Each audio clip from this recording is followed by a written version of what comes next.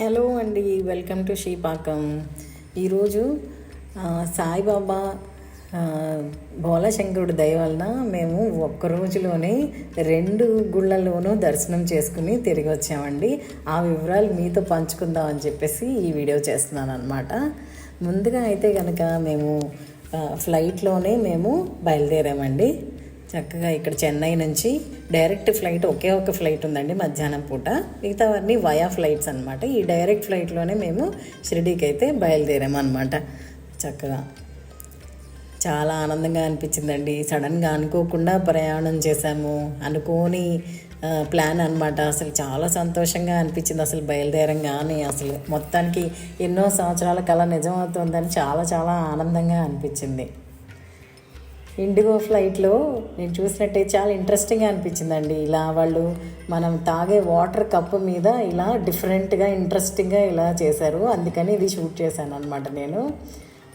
Spot the లై అని చెప్పేసి ఇలా 3 డిఫరెంట్ స్టేట్మెంట్స్ ఇచ్చి వీటిలో ఏది అబద్ధం అనేది కనిపెట్టమని ఇచ్చారనమాట. చాలా ఇంట్రెస్టింగ్గా అనిపించింది అది నాకు. అంటే ఊరికే అలా ప్లెయిన్గా వదిలేయకుండా చక్కగా దాన్ని మనకి ఏదో ఒక నాలెడ్జ్ఫుల్గా అలా ఇచ్చారు కదా, నాలెడ్జబుల్గా. అందుకని నాకు నచ్చింది అనమాట. ఇలా కింద దానికి రెస్పాన్స్ కూడా ఇచ్చారండి, ఆన్సర్ కూడా ఇక్కడ ప్రింట్ చేశారనమాట. చాలా ఇంట్రెస్టింగ్గా అనిపించింది నాకు అది.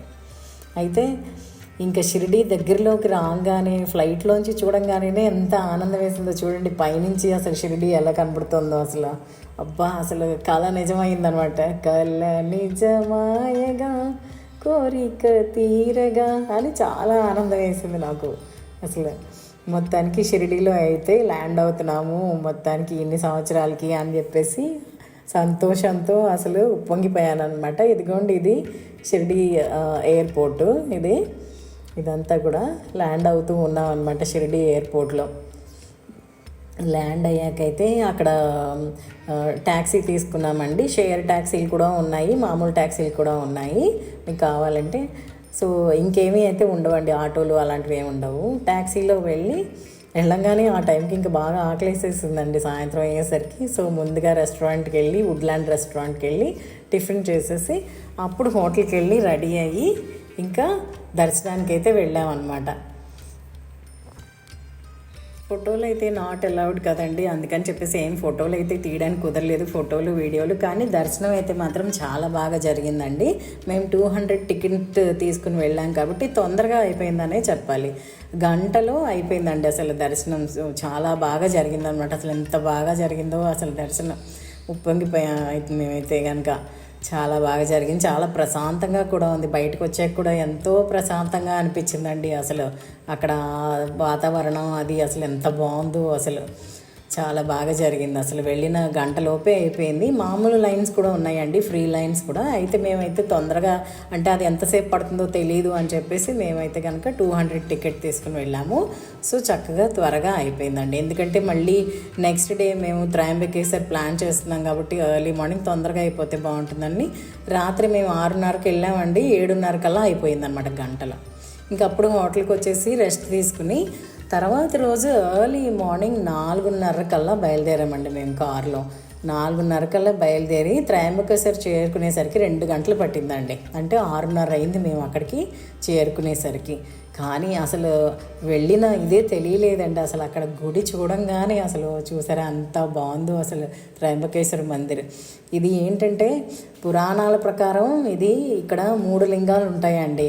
ఇది జ్యోతిర్లింగం, 12 జ్యోతిర్లింగాల్లో ఒక జ్యోతిర్లింగం అనమాట ఇది ఈ ప్లేస్లో. కానీ ఇక్కడ 3 లింగాలు ఉంటాయి. అంటే బ్రహ్మ విష్ణు మహేశ్వరులకు ప్రతీకగా అని అంటూ ఉంటారనమాట. అయితే ఏంటంటే ఇక్కడ చాలామంది జనం ఉన్నారండి అసలు. ఆ రోజు అక్కడ ఏదో మేళా జరుగుతోందంట, తిరణాలు లాంటిది ఏదో 3 రోజులు జరుగుతోందంట. అసలు తండోపతండాలుగా అసలు జనం వచ్చి అసలు చాలా చాలా రష్గా ఉందన్నమాట. అసలు మేమైతే అసలు ఎంతసేపు పట్టేస్తుందో అని అనుకున్నాము. అందులోనూ ఫ్రీ టికెట్సే కానీ, ఫ్రీ లైన్సే కానీ పెయిడ్ టికెట్స్ లేవని అన్నారండి, ఆపేశారనమాట. కానీ లక్కీగా మొత్తానికి ఎలా అయితే 1:30లో మొత్తం దర్శనం అయిపోయిందండి అసలు. మొత్తానికి 1:30లో దర్శనం అయిపోయి ఎంతో బాగా జరిగింది అసలు దర్శనం కూడా. అసలు ఆ గుడి ఆవరణ కూడా అసలు అసలు ఆ కట్టడాలు కానీ అవి అసలు ఎంత బాగున్నాయో అసలు నిజంగా చాలా పురాతనమైన దేవాలయం కదండి. అసలు చూడండి బయట నుంచి కూడా అసలు ఎంత బాగుందో. అసలు ఆ రోజు అక్కడ బాగా హడావిడిగా ఉంది. కరెక్ట్గా మా అదృష్టం ఏంటంటే మేము ఇలా వెళ్ళి బయటికి మా దర్శనం అయిపోయి బయటకు వచ్చామండి. దర్శనం ఆపేశారు కొంతసేపటి వరకు. అంటే ప్రసాదాలు నైవేద్యం పెడుతున్నారనమాట దేవుడికి. అప్పుడే నైవేద్యం తీసుకొచ్చారు. సో ఆ నైవేద్యం పెట్టడం కోసం అని చెప్పేసి దర్శనాలన్నీ ఆపేశారండి. అదే అనౌన్స్మెంట్ వస్తుంది వినండి. అదే అనమాట అనౌన్స్మెంట్. సో ఆ దర్శనం కోసం ఆపేసేసారు. సో తర్వాత మేము బయటకైతే వచ్చేసామండి. నెమ్మదిగా ఇవన్నీ చూసి చాలాసేపు ఆ దేవుడి గుళ్ళు కట్టడాలు అవి చూస్తూ ఆనందిస్తూ చాలాసేపు అక్కడ ఉన్నాము కూర్చుని కాసేపు. ఎందుకంటే గుళ్ళో కాసేపు అన్నా కూర్చోవాలి కదండి. కూర్చుంటే చాలా ప్రశాంతంగా ఉంటుందని కూర్చుంటే మంచిది కూడా అని చెప్పేసి కాసేపు అలా కూర్చున్నాం అనమాట. అక్కడ బెంచెస్ అవి ఉన్నాయి. సో చాలా హడావిడిగా ఉంది. చాలా సెక్యూరిటీ అది కూడా ఉందండి. అంటే ఆ రోజు ఎవరో మినిస్టర్స్ కూడా ఎవరో వస్తున్నారంట దర్శనం కోసం అని చెప్పేసి అని అన్నారు ఆ 3 రోజుల్లో మొత్తానికి. అందుకని చాలా సెక్యూరిటీ కూడా బాగా ఉందన్నమాట. మొత్తానికి ఎలా అయితే మా దర్శనం అయితే మాత్రం చాలా బాగా జరిగిందండి. అలా దర్శనం అంతా చేసుకుని మొత్తానికి మేమైతే కనుక బయటకు వచ్చేసాము. బయటకు వచ్చి చూస్తే అసలు ఎంత పెద్ద మార్కెట్, చుట్టూతా కొండలు అసలు చూస్తున్నారా ఎంత బాగుందో అసలు ఆ కొండలు అవి. ఇదంతా మార్కెట్ ఏరియా అండి. నేనైతే కనుక ఒక చిన్న శివలింగం, ఒక నందీశ్వరుణ్ణి తీసుకున్నాను. ఇదేమో అక్కడే ఇంకొక పాత శివాలయం అండి. అంటే ఆ జనం అందరూ వస్తున్నారు చూసారా, వాళ్ళందరూ ఇక్కడికి వచ్చి ఇక్కడ కొంచెం భజన లాంటిది చేసుకుని ఆ తర్వాత త్రయంబకేశ్వర్ గుళ్ళోకి వెళ్ళి వాళ్ళు దర్శనం చేసుకుని వెళ్తున్నారనమాట. వాళ్ళందరూ కూడా చూడండి, చూపిస్తాను నేను మీకు ఎలా గుంపులుగా వస్తున్నారో. వీళ్ళందరూ 10-15 రోజుల నుంచి నడిచి వస్తున్నారంటండి వీళ్ళందరూ దర్శనం కోసం అని చెప్పేసి. దేవుడి దర్శనం, శివుణ్ణి దర్శించుకోవడానికి కానీ ఎంతో దూరం నుంచి చుట్టుపక్కల ఊళ్ళ నుంచి ఇలా 10-15 రోజుల నుంచి నడిచి ఇలా వచ్చి దర్శనం చేసుకుని వెళ్తున్నారండి. ఎంత అద్భుతం కదండి అసలు. ఈ రోడ్లు అయితే మాత్రం చాలా గతుకులుగా ఉన్నాయండి. అసలు కారు అయితే ఎగురు పడుతున్నట్టుగా అనిపించింది నాకైతే. నేనైతే ఫస్ట్ డ్రైవర్ చాలా స్పీడ్గా వెళ్తున్నాడేమో అనుకున్నాను, కానీ తర్వాత అర్థమైంది రోడ్డు బాగోలేదు అని చెప్పేసి. కానీ దర్శనం అయితే మాత్రం చాలా బాగా జరిగింది. ఇంకా వచ్చేసేటప్పుడు మేము అక్కడ దారిలో ఉన్న ఒక హోటల్కి వెళ్ళి, శ్రీ బృందావన్ హోటల్ అనే దానికి వెళ్ళి అక్కడైతే కనుక మేము పలహారం చేసామండి. మార్నింగ్ బ్రేక్ఫాస్ట్ చేసామన్నమాట. ఇంకా తిరిగి వచ్చేసేటప్పుడు ఎయిర్పోర్ట్కి వెళ్ళిపోవాలి, మళ్ళీ ఫ్లైట్ క్యాచ్ చేయాలని దారిలో అక్కడ బ్రేక్ఫాస్ట్ చేసాము. అయితే అక్కడ నేను చూసింది ఏంటంటే, మనం జనరల్గా పూరీలు అంటే మనం రౌండ్గా చేసుకుంటాం కదండి, కానీ ఇక్కడైతే మాత్రం వీళ్ళు చాలా డిఫరెంట్గా ఇలా ట్రయాంగిల్ షేప్లో చేశారనమాట. అది నాకు డిఫరెంట్గా అనిపించింది, అందుకే మీకు చూపిద్దామని వీడియో తీశాను.